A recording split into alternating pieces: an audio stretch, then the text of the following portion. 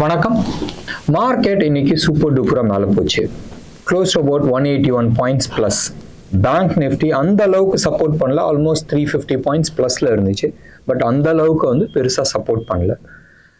நீங்க intraday swing ஒன்றும் பெருசா இல்லை. 113 points intraday swing with respect to Nifty and bank நிஃப்டியை பொறுத்த வரைக்கும் around 240 points intraday swing. So இதெல்லாமே விடுங்களேன். மேலே போனதுக்கு ரெண்டு காரணம். ஒன்று, யூஎஸ் மார்க்கெட் ஃப்ரைடே இன்னைக்கு பாசிட்டிவாக க்ளோஸ் ஆயிருக்கு. இன்ட்ரெஸ்ட் ரேட் இன்க்ரீஸ் பண்ணல, அந்த இதுக்கான எதிர்வலி அங்கே செலிப்ரேட் பண்ணிட்டு இருக்காங்க. ஒன்று. ரெண்டாவது, இன்னைக்கு காலையில் நீங்கள் எடுத்து பார்த்தீங்கன்னா ஜாப்பனீஸ் மார்க்கெட் ஆல்மோஸ்ட் 2.5% அப்பா இருந்துச்சு. 750 பாயிண்ட்ஸ் பக்கமாக ப்ளஸில் இருந்துச்சு. அது எல்லாமே இந்தியன் மார்க்கெட்டில் ரிஃப்ளெக்ட் ஆக ஆரம்பிச்சிச்சு. ஒன்று. ரெண்டாவது, அந்த 19,200 300 ஜோனில் ஹெவி கால் ரைட் ஆயிருந்துச்சு. ஸோ மார்க்கெட் அதுக்கு மேலே ஓப்பன் ஆகும் போதும் டெஃபினட்டாக அவங்க எல்லாமே ஷார்ட் கவரிங் வருவாங்களே, அந்த ஷார்ட் கவரிங்கான எதிரொலி தான் இன்னைக்கு மார்க்கெட் அப்சைடு. ஸோ டெக்னிக்கலாக மார்க்கெட் அப்சைட் ஆயிடுச்சா? நியூ ஆல் டைம் ஹை வருமா? சாந்தா க்ரூஸ் ரேலி வருமா? ப்ரீவி எலெக்ஷன் ரேலி வருமா? இந்த கேள்விக்கெல்லாம் பதில் கிடையாது. வெயிட் பண்ணி பார்க்கணும். டெக்னிக்கலாக நீங்கள் எடுத்து பார்த்தீங்கன்னு சொன்னால் ரீசன்ட் லோ அந்த 18,900 அந்த ஜோன் வேவ் 3. ஸோ வேவ் 4க்கு மேலே போயிட்டு இருக்கு. ப்ரைஸ் கரெக்ஷன்ஸ் ஆல்மோஸ்ட் முடிஞ்சிருச்சு. அந்த 19,250 கிராஸ் பண்ணி தான் இன்னைக்கு மார்க்கெட் நின்று இருக்கு. ஆல்மோஸ்ட் க்ளோஸ் ஆன லெவல் 19,400 லெவலில் இருக்கு. ஸோ 38% ரிட்ரேஸ்மெண்ட் பதில் க்ளோஸ் டு அபவுட் 61% ரிட்ரேஸ்மெண்ட் ஜோனுக்கு டச் ஆகிறதுக்கு முயற்சி பண்ணிட்டு இருக்கு. ஹையஸ்ட் கால் எடுத்துக்கிட்டிங்கன்னா 19,500லையும் 19,600லையும் ரைட்டாக இருக்கிறாங்க. அண்ட் டவுன் சைடில் 19,300ல ஹெவி புட் ரைட் ஆயிருக்கு. ஸோ இப்போதைக்கு இந்த எக்ஸ்பைரிக்கு put side down side restriction இருக்கு, அதே மாதிரி அப் சைடும் ரெஸ்ட்ரிக்ஷன் இருக்கு. ஸோ டெக்னிக்கலி அடுத்த 2 நாள் we need to wait and see whether அந்த இடத்துல வேவ் பேட்டர்ன் முடிச்சு டவுன் சைடு வருதா இல்லை அப்படியே மேலே போகுதான்றது. சப்போஸ் அப்படி மேலே போகுதுன்னு சொன்னால் ரீசன்ட் ஸ்விங் லோ அது ஏபிசி கரெக்ஷனாக மாறுறதுக்கான சான்சஸ் இருக்கு. வெயிட் பண்ணி பார்க்க வேண்டிய ஒரு விஷயம். ஒன்று. ரெண்டாவது, பேங்க் நிஃப்டியை பொறுத்த வரைக்கும் 42,000 இன்எவிட்டபிள்ன்றது நான் சொல்லியிருந்தேன். எஸ், இன்எவிட்டபிள் தான் இப்போதைக்கு இருக்கு. நீங்கள் எடுத்து பாருங்களேன், பேங்கிங் செக்டாரில் எந்த ஸ்டாக்குமே பெருசாக சப்போர்ட் பண்ணல. இன்னைக்கு இந்த top 10 ஸ்டாக்ஸில் except for Axis Bank and to an extent L&T, இந்த ரெண்டை தவிர மீதி எல்லாருமே நானும் அப்படி வர பாசிட்டிவ்ல இருக்கிறன்ற மாதிரி தான் இருந்தாங்க. அதுதான் one of the main reasons why entire sectors are entire Nifty 50 மேலே தூக்கி இருக்கு. எடுத்து பாருங்களேன், ஆர்த்தி இண்டஸ்ட்ரி பாசிட்டிவ் ரிசல்ட்ஸ் கொடுத்துருக்குறாங்க. டெக்னிக்கலி அவங்க ரீசன்ட் லோ ஒரு 4 நாளைக்கு முன்னாடி வந்த லோ ஒரு சப்போர்ட் ஜோன், அந்த சப்போர்ட் ஜோன்ல பியூட்டிஃபுல்லா ஆர்எஸ்ஐ ஒரு டைவர்ஜென்ஸ் கொடுத்துருந்துச்சு அண்ட் மார்க்கெட் தூக்கி இருக்கு. இல்லைன்னு நான் சொல்ல.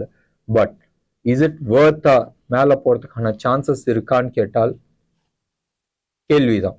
ஏன்னு சொன்னால் இது எல்லாமே அப்சல்யூட். ஆர்த்தி இண்டஸ்ட்ரி இன்னைக்கு க்ளோஸ் டு அபவுட் 10% அப்ல இருந்துச்சு. பட் எல்லாமே ஷார்ட் கவரிங்ல தான் மேலே போயிருக்கு. வெயிட் பண்ணி பார்க்கணும். இந்த ஷார்ட் கவரிங் அப்படியே லாங் பில்டப் ஆகுதான்றது வெயிட் பண்ணி பார்க்கணும். எக்ஸப்ட் ஃபார் ஜேகே சிமெண்ட்ஸ் எனக்கு தெரிஞ்சு மற்றது எல்லாமே ஷார்ட் கவரிங்ல தான் போயிட்டு இருக்கு. ஓகே, இன்னொன்று 2 பாசிட்டிவ் நியூஸ் பத்தி இன்னைக்கு பேசலாம். ஒன்று அதானி வில்மர். அதானி உங்களுக்கு தெரியும், ஃபார்ச்சூன் பிராண்டை அவங்க வாங்கி இருக்கிறாங்க. ருச்சி சோயா ஏலத்துக்கு வந்தப்ப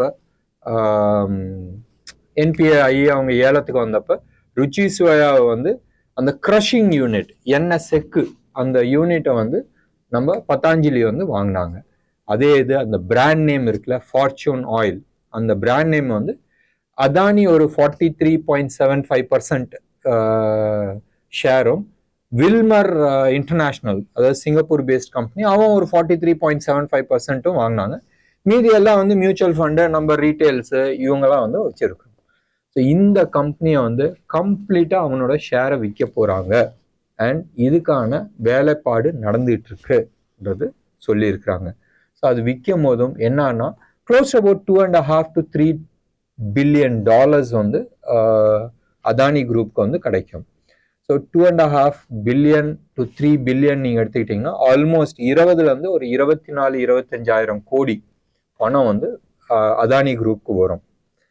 ஒரு வரப்பிரசாதம். ஏன்னு சொன்னால் அவங்களது வந்து நிறைய இடத்துல வந்து பிரச்சனையில் இருந்தாங்க. உங்களுக்கு தெரியும், அவங்களது வந்து அந்த ரிப்போர்ட் வந்தோடனே எவ்வளோ தூரம் சரிஞ்சிச்சு. அவங்க அந்த அக்கௌண்ட்ஸ் எல்லாமே செட் ரைட் பண்ணிட்டு இருக்காங்க. அவங்களது வந்து என்ன மேஜர் இஷ்யூன்னு சொன்னால் 2 மேஜர் இஷ்யூஸ். ஒன்று, ரவுண்ட் ட்ரிப்பிங் அடிக்குது. இவங்களோட பணத்தை தான் மொரிஷியஸ் மாதிரி ஒரு இடத்துல இருந்து பிளாக் மணி வச்சு இன்வெஸ்ட் பண்றாங்க, ஒரு பினாமி பேர்ல இன்வெஸ்ட் பண்றாங்க. ஓப்பனாவே சொல்லாம இதுதான் வந்து குற்றச்சாட்டு. ஒன்று. ரெண்டாவது, கம்பெனி ஹைலி லிவரேஜ்னா ஏன்ட்ட வந்து இருக்கிற ஷேர்ஸ் எல்லாத்தையுமே அடமான வச்சு அதை வச்சு நான் வந்து லோன் வாங்கியிருக்கிறேன். செகண்ட், இதுல எந்த விதமான சந்தேகமும் வேணாம். ஃபர்ஸ்ட், இதுல நான் டிஸ்பியூட் பண்ணல. நிறைய அரசியல் இருக்கு, நம்ம அதுல டிஸ்பியூட் பண்ணல. செகண்ட், இதுல எஸ், ஹைலி லிவரேஜ்டு இருந்துச்சு. அண்ட் வேதாந்தாவும் அதே மாதிரி சூழ்நிலையில தான் இருக்கிறாங்க. இந்த லிவரேஜை வந்து கொஞ்சம் கொஞ்சமா வந்து குறைக்க ஆரம்பிச்சாங்க. அண்ட் உங்களுக்கு தெரியும், ஷார்ட் டேர்ம் லோன்ஸ் எல்லாத்தையுமே லாங் டேர்மா மாற்றி இருக்கிறாங்க. நிறைய ப்ரீபே பண்ணியிருக்கிறாங்க. அவங்களோட ஷேர்ஸ் வந்து ஒரு கெனடியன் பேஸ்ட் கம்பெனி வந்து அகைன் ஒரு ஹெட்ஜ் ஃபண்ட் வந்து இன்வெஸ்ட் பண்ணாங்க. இதுல டோட்டல் ஸ்டெபிலிட்டி உள்ள வந்திருக்கு.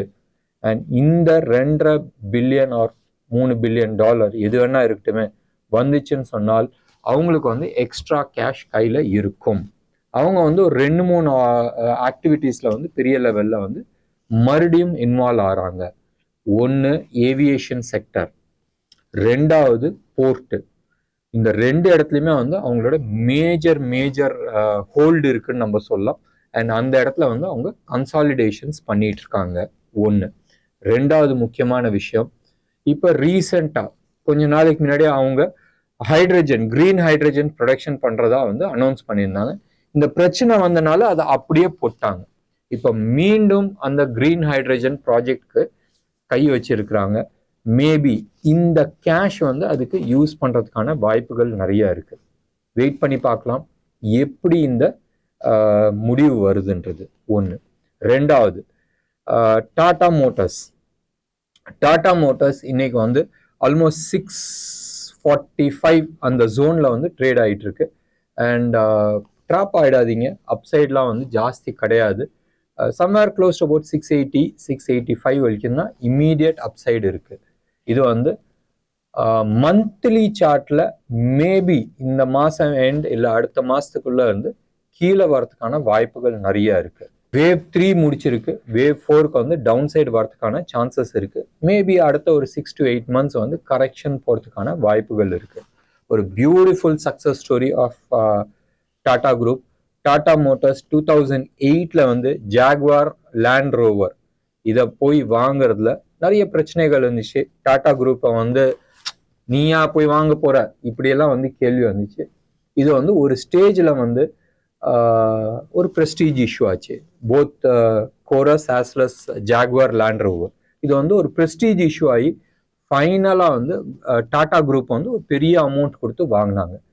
வாங்கின நேரம் இன்டர்நேஷ்னல் மார்க்கெட் சரிய ஆரம்பிச்சிச்சு, இன்டர்நேஷ்னல் ரிசெஷன் வர ஆரம்பிச்சிச்சு. And high and SUV okay இது எல்லா டிமாண்டும் கீழே வர ஆரம்பிச்சிச்சு. எல்லாருமே சொன்னது வந்து டாடா மிகப்பெரிய தவறு பண்ணிட்டாங்க அண்ட் இதை வந்து பண்ணியிருந்துடக்கூடாதுன்றது சொல்லிட்டு இருந்தாங்க. இன்னைக்கு ஆல்மோஸ்ட் 14-15 வருஷம் ஆகுது, ரைட்?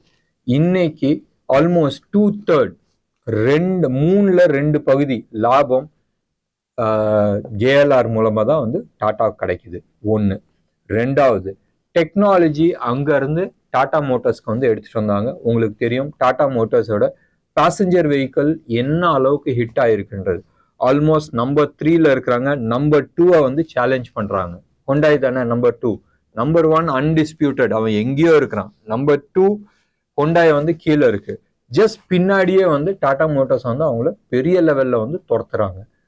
அண்ட் இது ஒரு சைடு. இன்னொன்று வந்து ஜாக்வார் லேண்ட் ரோவர் மூலமா அவங்களுக்கு வந்து ஒரு அட்வான்டேஜ் கிடைச்சிச்சு.